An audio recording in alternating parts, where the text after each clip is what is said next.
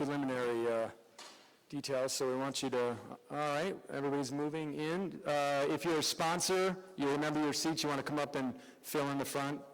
It's premium seating. Vice President may have just taken one of your seats, but that's okay. We'll let that slide. All right. What a wonderful turnout tonight. Thank you all.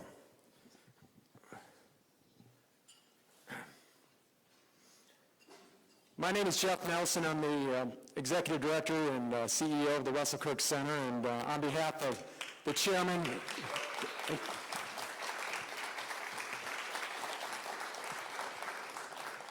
thank you. That was worth the last 2 months' worth of work. On behalf of Chairman T. Kenneth Cribb, our Board of Trustees, our President Emerita and co-founder, longtime President Annette Kirk, and our wonderful host committee, it's great to have you here for this evening conversation on conservatism. To begin, we begin as we must with a Pledge of Allegiance and a prayer. I want to introduce first Noel Vanderbilt from Hope College, who's part of the really amazing Markets and Morality program there at Hope College. It's a signature program run by Dr. Sarah Estelle, and Noel's a big part of that. And Van Leyen from the Ford Leadership Forum at the Gerald R. Ford Presidential Foundation. They'll come up and lead us in the pledge. And then after that, state representative from the 37th District, Niles area, Representative Brad Paquette will lead us in prayer. He's a recent alum of, and really one of the chief organizers of a really amazing and wonderful program on statesmanship and American conservatism, where some really top state legislators and senators came and spent the weekend in Macasta, and that was really something special. And we're glad to have Brad here to lead us in prayer. But first, the pledge, Noel and Van.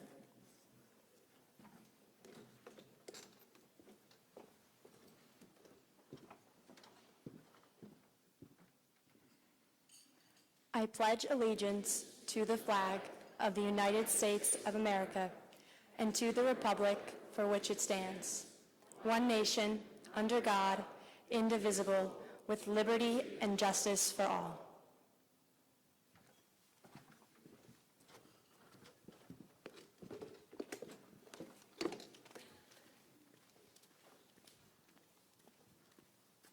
Thank you for remaining standing as we invoke our Lord. Would you bow your heads? Dear Heavenly Father, here we are. We understand that it is by your hand of providence that we gather here today in fellowship around the permanent things. Guide us in your precepts as we contemplate the art of the possible which brings glory only to your holy name. We turn to you, the eternal source of truth, as the winds of worldly doctrine and enticing ideology whirl about us. Lead the lips of our speakers tonight and speak through them as your servants are listening. You've preserved for us a freedom to choose your holy will.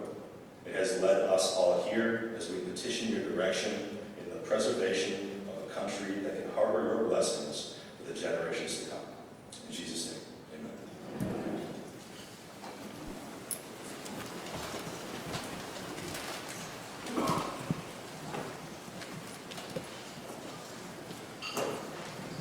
Well, now for the main event, I'd like to welcome to the stage Vice President Mike Pence, Secretary Betsy DeVos.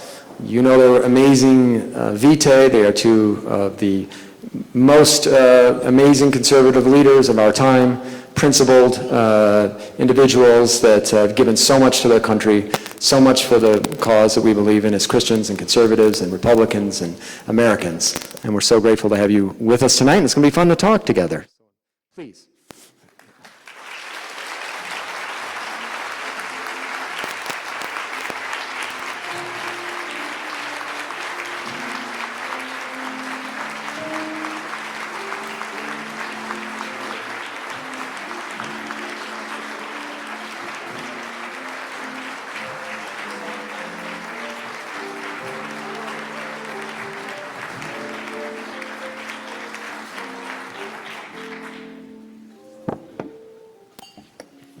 Okay.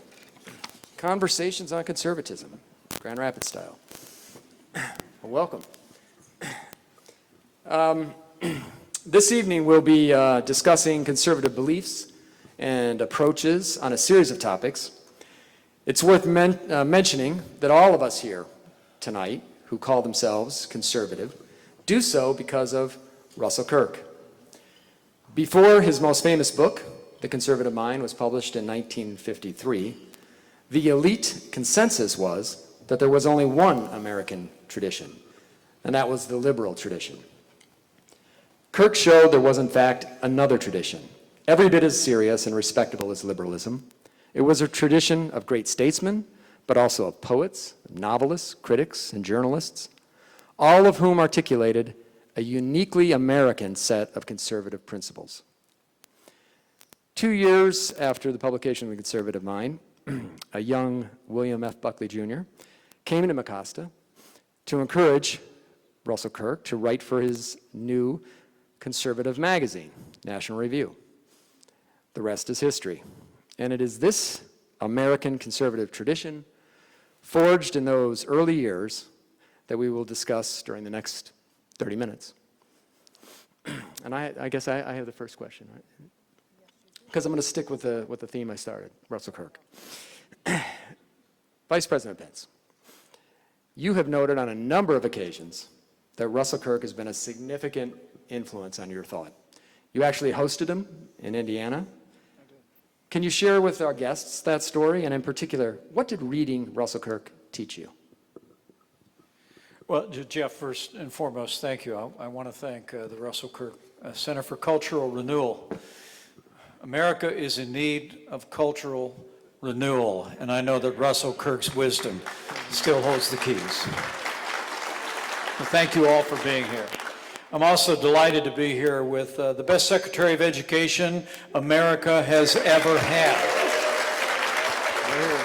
Secretary DeVos, thank you so much. Thanks for your incredible leadership, your ongoing leadership on behalf of education freedom, which really goes to the very heart of the mind and the vision of the man that we'll celebrate today. It's a particular joy. When I was a member of Congress, I actually made a practice of handing out copies of The Conservative Mind to new members of Congress that were coming in, and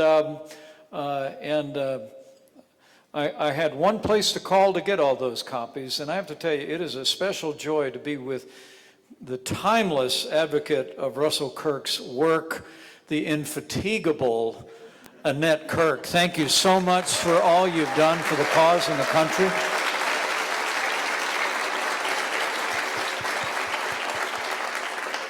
The former Michigan Governor John Engler, who I think invented Midwest conservative reform governors. And Mr. Governor, thank you so much for your great support of the Russell Kirk Center.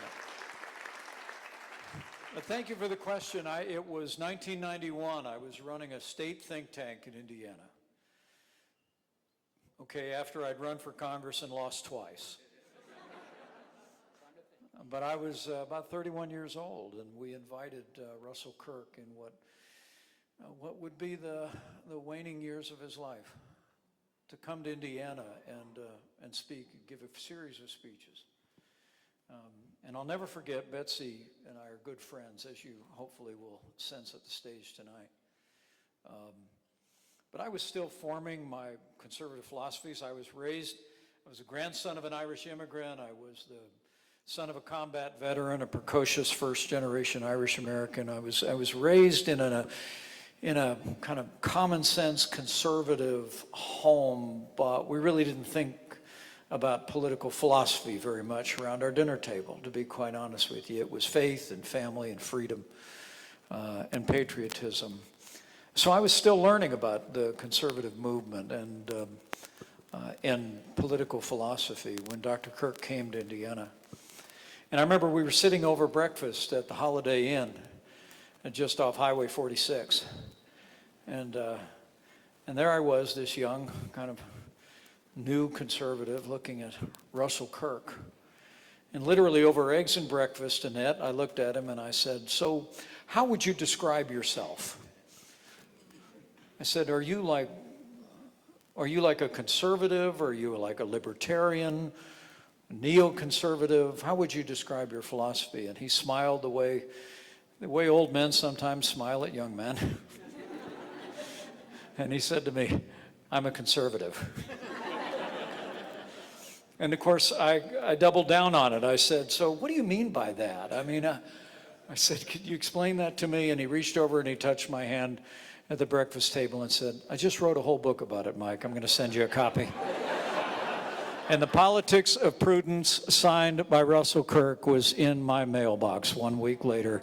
And it's one of my most cherished possessions, a book that we celebrate the 30th anniversary of The Politics of Prudence, a book that I have read more times than I can count and has truly shaped my political philosophy about America and about public service. So thank you for the honor of being here.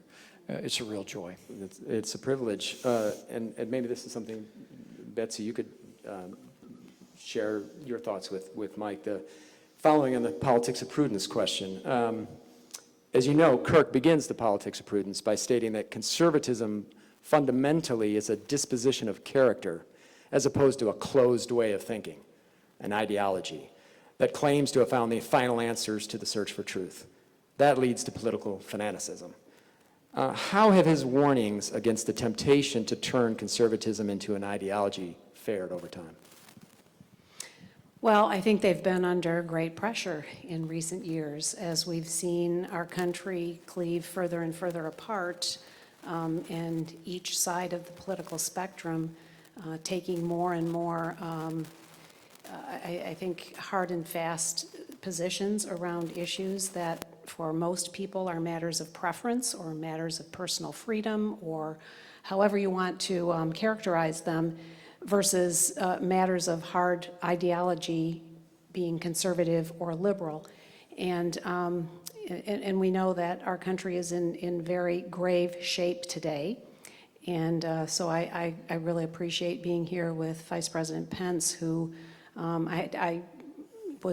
his steady hand and great advocacy for the work that we were doing at the Department of Education through the years that we served together was such an encouragement around the core principles of conservatism, not taking left or right turns into these far corners that we see too much of today. And I hope that he and others will help to bring us back together at a political level.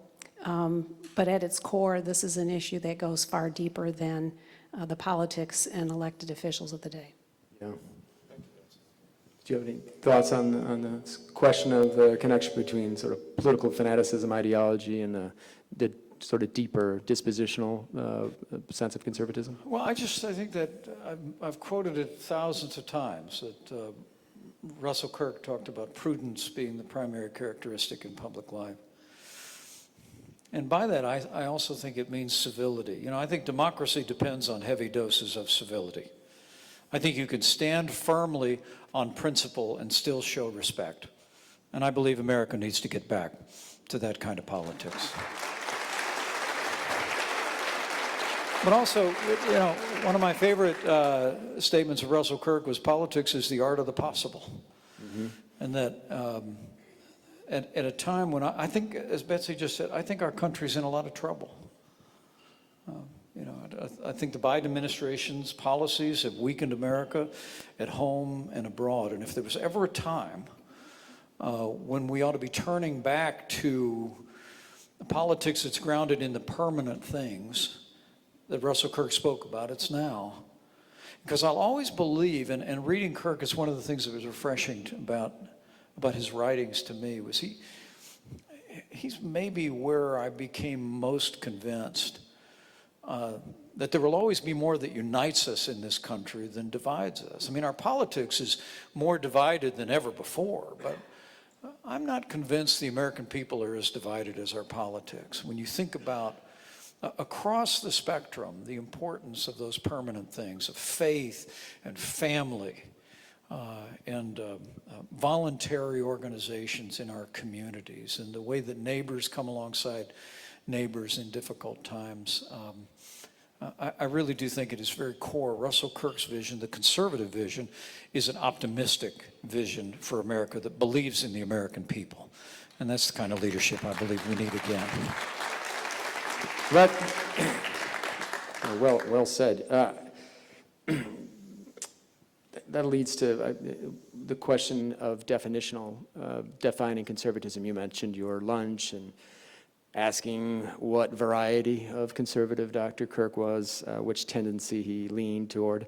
You yourself have described yourself as a classical conservative, or on occasion a Reagan conservative. How would you describe a classical conservative? Do you regret adding that adjective? Do you just want to go back to conservative? That sounds like a hard question. Why don't you just... I'm not sure I would have a definition for classical conservatism versus conservatism. I mean, I've always just considered myself a conservative. I think the importance of family and faith and freedom is sort of core to our, how we need to be able to live. And I just have to say, I really appreciated my brief chat with Annette in the reception beforehand. She said, I prayed for you every day you were in Washington. And she said, I didn't know what else to do. And I said, Annette, that was the most important thing you could do. And I firmly believe that, the prayers of many help embolden those who are in positions of having to do tough things and take tough positions and fight for principles, and then also show respect to others in the process of fighting for those.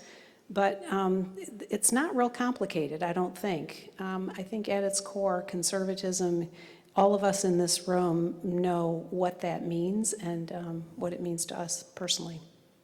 You're here. I agree very strongly with what Betsy said. And I know there's a lot of talk about our movement is changing and there's different priorities, but I must tell you, I think that what Russell Kirk expressed in the conservative mind, what he hearkened back to through the long sweep of American history, really captured in the ideals enshrined in the Declaration of Independence, and then framed in the Constitution of the United States. Those are all still the foundation of the conservative movement today. It is a belief in a strong national defense. It is a belief in limited government as defined by the Constitution. It is an unapologetic belief in traditional values, the sanctity of life and the traditional family. And now, we've added to that, I think during our administration, we changed the national consensus on China. I think the vast majority of Americans now recognize that China is the greatest economic and strategic threat to the United States. I think we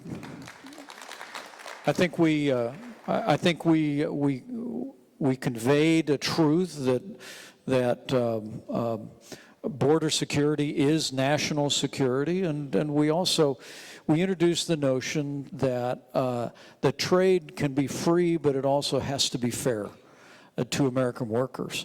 And in the wake of that, we negotiated the largest trade deal in American history. So I think we built on the foundation that was poured before, but there are many who say that foundation isn't there anymore. And as you suggested, Jeff, I often have been referred to as a Reagan conservative.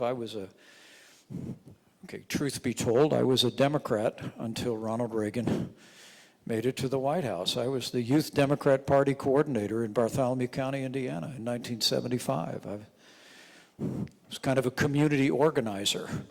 But when I heard Ronald Reagan, it's like Betsy just said, I heard the values I was raised on, by faith and family and a commitment to freedom and patriotism. And I joined the Reagan Revolution and never looked back.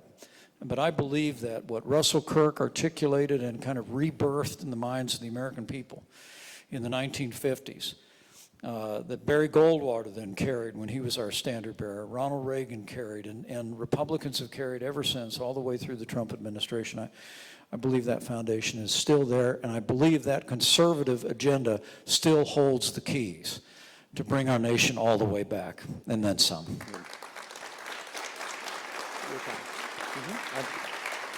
Totally agree. So I get to ask a question now. Faith is essential to both of our lives. What can we say to the rising generation of conservatives unsure of the real essential connection of religion and conservatism? And why is it, in fact, the very core of conservatism? Well, first, it's a point upon which you and our families have connected, and I just so admire that you're a woman of integrity, and your faith has shown through in your devotion to America's children. I mentioned it before, but I must tell you, I think we are in a moment where education freedom is breaking out all over the country, and your love for America's children and your faith has been a driving force behind that, Betsy. I want to thank you again.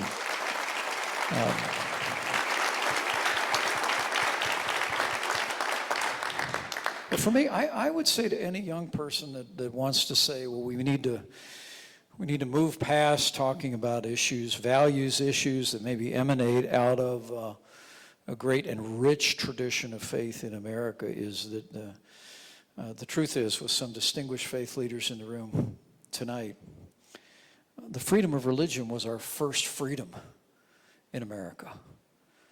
And in a very real sense, I really believe that when you think about American greatness, it was our faith in God, our freedom, and our vast natural resources that created the most prosperous and powerful nation the world has ever known. But it all began with that freedom of religion. I mean, the Pilgrims stepped off onto these wilderness shores for one reason, and that was freedom of religion. And a careful study of the American founding, one understands that the reason that the freedom of religion is in the First Amendment is because it was at the very core of what it is to be Americans. And now, we have the freedom in this country to believe whatever we choose to believe or believe nothing at all. And I would fight for the right of any American to have the freedom of conscience and make their own choices. But I think we have to come back to a time in the life of this country where we are affirming the importance of faith to our communities, to our families, to our states, and to our nation. It's the wellspring of our strength. On this question of the importance of faith and family, maybe Betsy, I'll ask you. Russell Kirk wrote that there is a, quote, deliberate desire of certain people to have the political state assume nearly all the responsibilities which the family once possessed. He points out this starts by, quote, educating the whole child in state schools. Yet some continue to question the capacity of parents to raise their own children. How do you view the parental rights movement as a return to a fundamentally conservative idea? It is absolutely key in what we now see as a real wave toward education freedom policies across the states, putting parents back in charge of making decisions where their children learn and what they learn. You know, if there was a silver lining to the pandemic, it was that families had a front row seat to see what their children were actually learning. Whether it was their kitchen table or their living room, they saw either an attempt at distance learning that was so feeble and meager and so non-robust, or they saw curriculum that was absolutely antithetical to their family's values. That's been there before, but they never had exposure to it in that way. And so this has really turned on mama bears in particular, but parents across the country. And you see in states where state legislators have actually said, you know, parents shouldn't be allowed to make these decisions for their children. They don't know their children nearly as well as teachers. In fact, my successor just tweeted that the other day, said that we should be listening to teachers. They know them better than anyone. I tweeted back that he misspelled parents.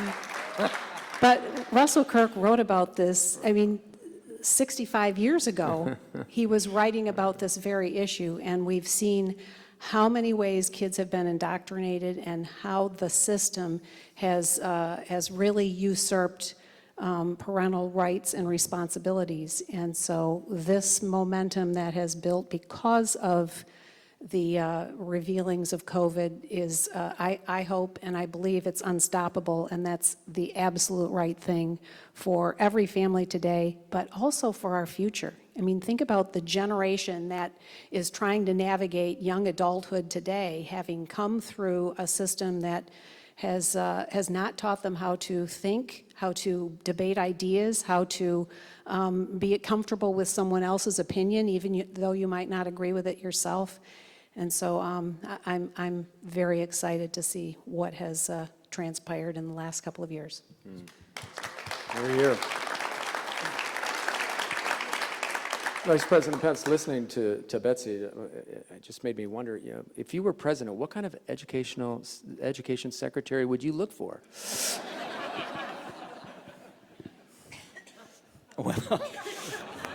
Well, I ran the transition in 2016.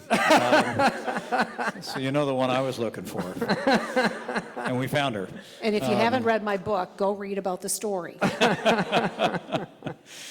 But I'll say something a little counterintuitive, maybe.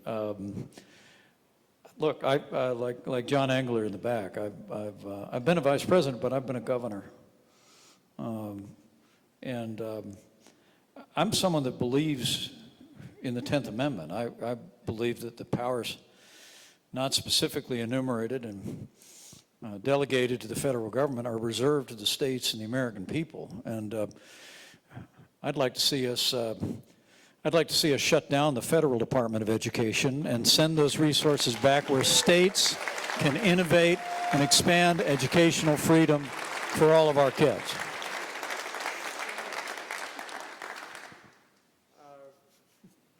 Back to a sort of founding principles question. The whole question of limited government is on the table with a lot of conservatives, especially in the Senate. These days, there's major senators that are now questioning whether or not that a commitment to limited government might be a little too naive in our time, because it is insufficiently strong to promoting the common good, holding back the woke onslaught. How do we reassert the merits of limited government in this climate?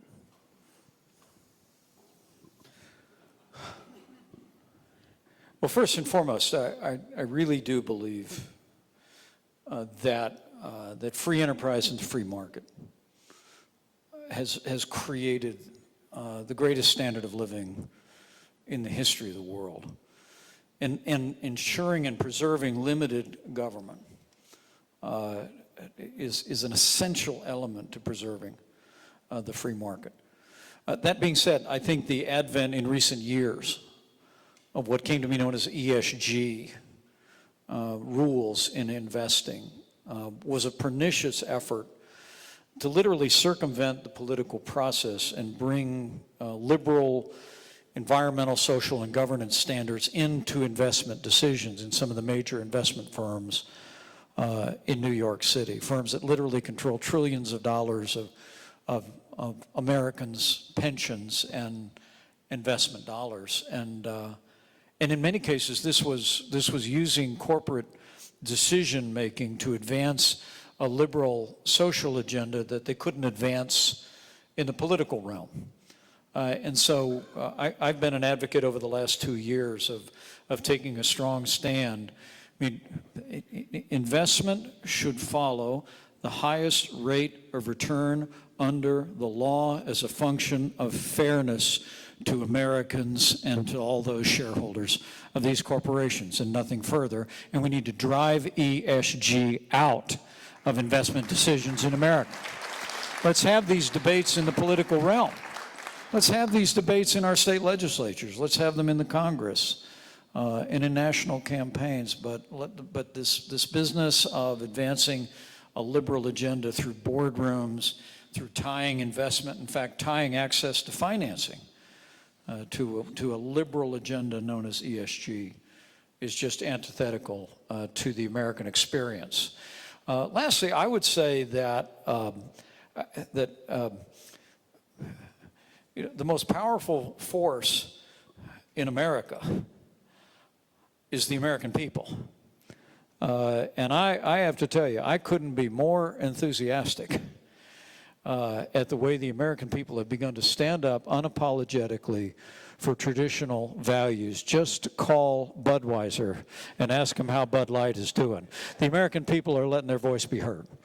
And they're letting places like Target and even the Dodgers with MLB. I'm not a big tweeter. I've been around bigger tweeters in my time.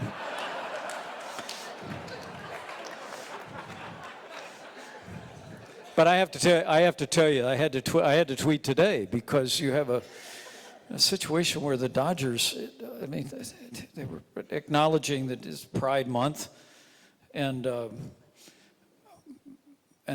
literally invited a group that is abjectly anti-Catholic to come and participate in Dodger Stadium, and they literally canceled them against objections, and then they just invited them back. And I must say, there is no place in America's pastime for religious bigotry, and the MLB ought to stand down and stand up for religious freedom.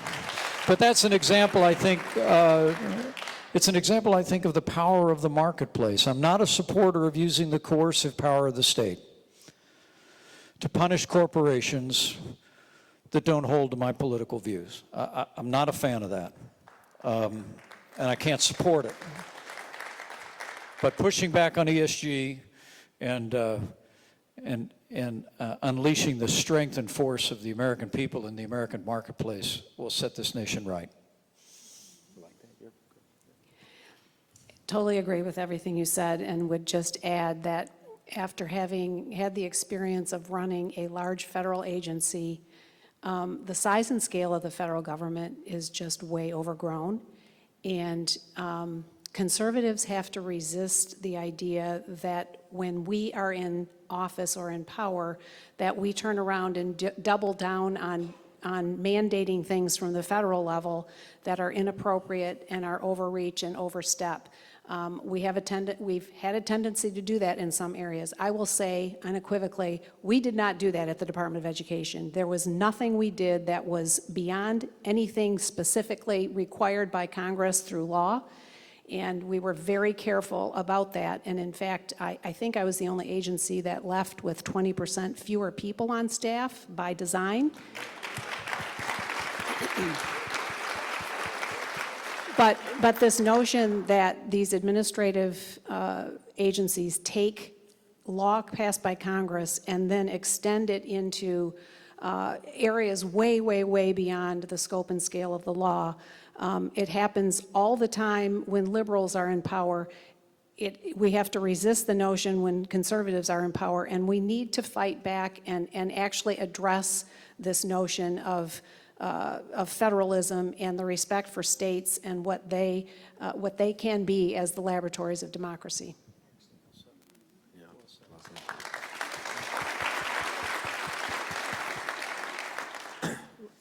Following and veering off slightly, I had a question about the American dream. There's a lot of despairing talk on the right these days about America. Your father had some advice to you that you recount in your wonderful memoir, which I highly recommend. Such a great survey of the last 20 years of American public life. So help me God. And that's the title. That is, yes, yeah.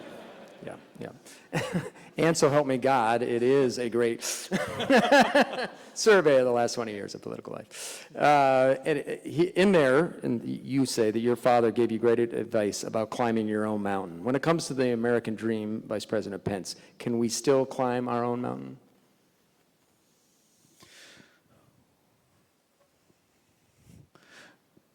Well, the short answer is yes, but preserving and expanding the American dream should be the obligation of every freedom-loving American.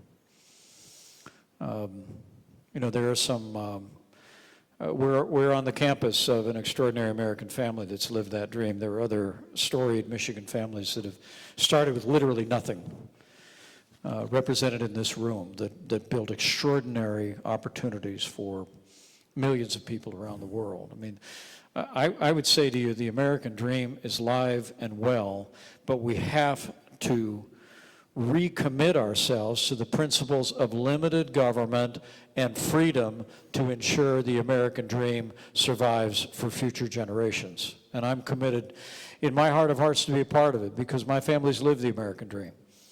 My grandfather stepped off on a boat onto Ellis Island in 1923. Richard Michael Cawley came from Ireland. And that's how Richard Pence got to be Vice President of the United States.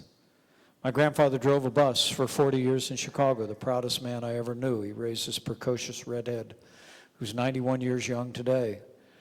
And she married a combat veteran, and they went down in a small town in Indiana, and they built everything that matters.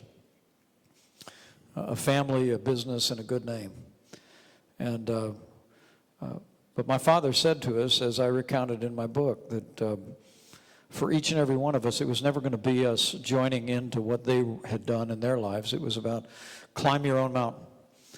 And what Betsy just talked about in terms of the administrative state is one of the greatest barriers to the American dream and to people accessing the opportunity to live out their dreams.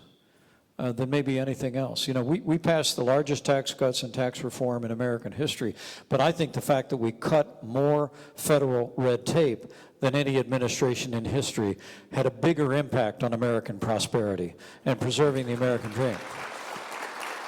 And I must tell you, I'm proud that we have a majority on the Supreme Court today that is wise to the administrative state. Yeah.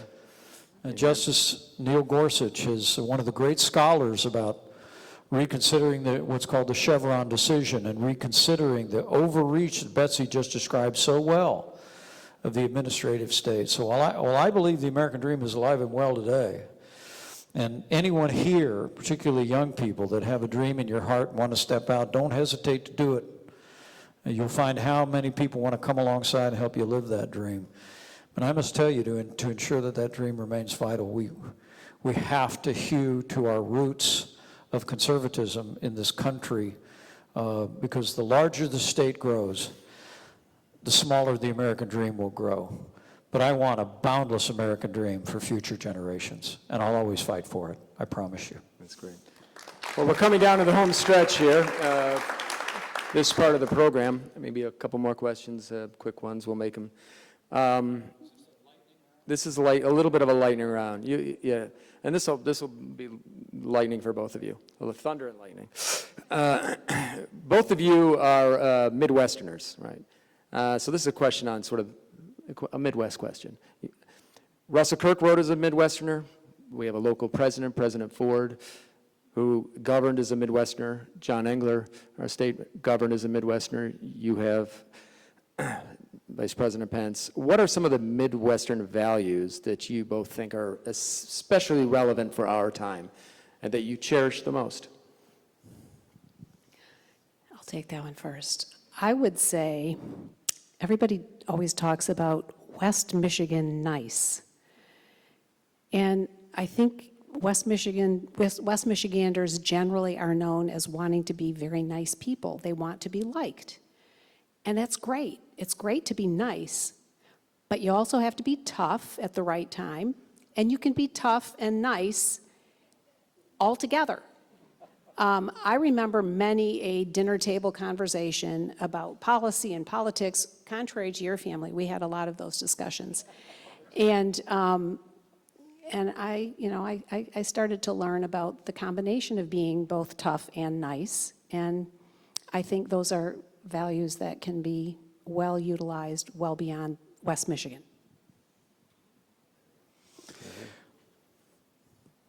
Spoken from one of the toughest and nicest people I've ever met in my life. Anybody else agree with that? I think that's very. Look, I always say, of people of Indiana, and it's equally true of people in Michigan and all across the heartland, is we're a people with strong hearts and strong opinions, right? And we usually express them civilly and respectfully to one another. And when I think of the Midwest, I think of that. I think that it isn't that people here don't have strong convictions. It's just that one of their convictions is that I should do unto others as I would have them do unto me. To speak firmly, clearly about my values, but to show respect to one another. It's something that I actually think is characteristic of the vast majority of the American people. You know, sometimes, particularly the last 2 years, it's easy to feel down about the country, to feel like we're very divided, and we live in a contentious time and a challenging time for families. And people sometimes ask me, you know, if the country is the way it is what it was once before. And I often say to people, look, I think the people of this country are the most freedom-loving, faith-filled, generous, innovative, hardworking, patriotic people the world has ever known. We just got to have a government as good as our people again. The challenge that we have is those values, those heartland values need to trickle up in the government, both in the way we deal with one another, but the conviction, as Betsy said, the conviction, the willingness to be tough and to stand firm. I was always struck by that about Russell Kirk when I met him. I was struck by that about Ronald Reagan as well. I met President Reagan in 1988, and there was a gentleness about both men that struck me, because I associated them with a steel spine and a willingness to stand their ground and never move.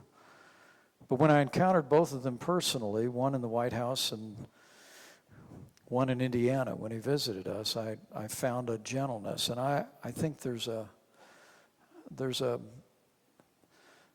some wisdom in that, and maybe there's some prudence in that as well. I don't think we have to choose between the courage of our convictions and being decent to one another. And frankly, I believe that that when we produce leadership in this country that can do both, we'll marshal strong majorities in state houses around the country, in city halls, and in Washington, D.C., because I think that expresses really the character of the American people. Those heartland values are just American values. I believe it with all my heart.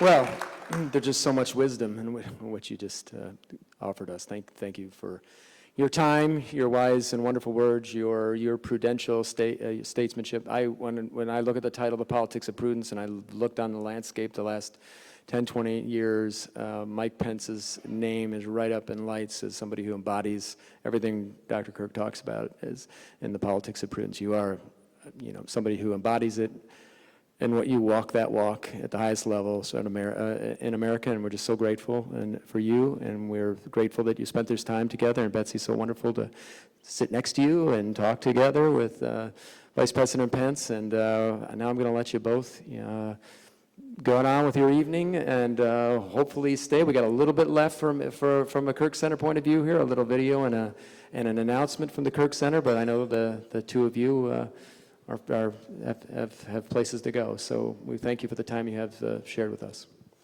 Thank you so much. Thank you all. Thank you.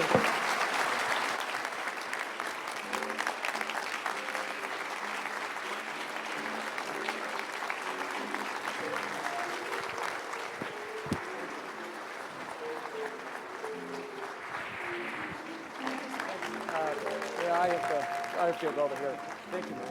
That was beautiful. Thanks, Preacher. No, it's wonderful. Preacher.